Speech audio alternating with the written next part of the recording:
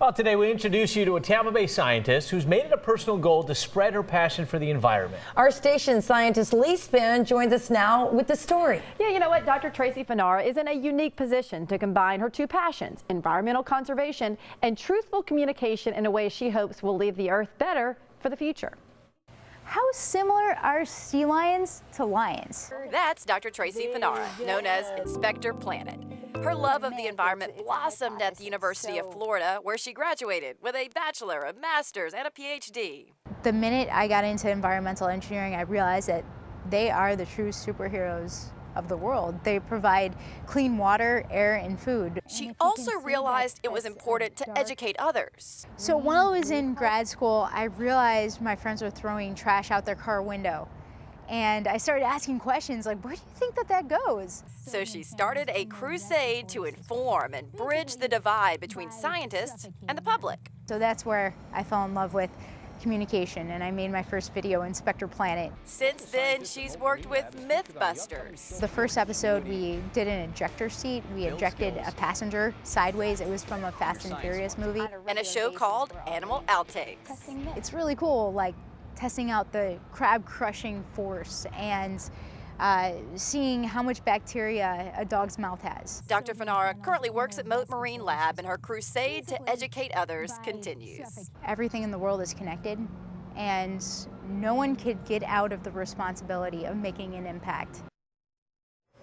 And joining us now is Inspector Planet, Dr. Tracy Fanara. Thank you so much for being here. Thanks for having me. You know, we've been showing this story along throughout the morning, and I've been saying, you know, just talking to you for a short period of time, you just get inspired to do better for the environment. So thank you for that. I'm glad. That's kind of the point. So, and one of the things that I didn't put into this story is how you got to the University of Florida, because I find that also inspiring. Yeah, actually, I was at a school up north, and I was playing lacrosse, and I was going to lacrosse practice uphill both ways through the snow, the whole thing that your grandparents tell you about, but it was true. And my parents had moved to Florida, and every day they were calling, leaving messages, and I was like, okay, you know what? I'm sick of this. I'm applying to the University of Florida. I was counseling summer camp up in Maine, and my mom called me and was like, oh, by the way, you didn't get into Florida. I was like, what? It's like, how did this happen? Yes.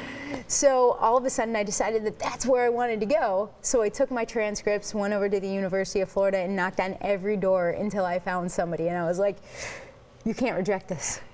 And it was? Yeah, and it ended up that it was environmental engineering. That's how I ended up being an engineer. And the minute I got into environmental engineering and realized that environmental engineers and civil engineers are the ones that provide everybody the things that they need to survive, like clean water, air, and food. I was in. And you were working on something like that for your thesis and for when Mythbusters found you. Yeah. So I made a video. I noticed how important it was to communicate science, because there's such a disconnect between scientists and the public.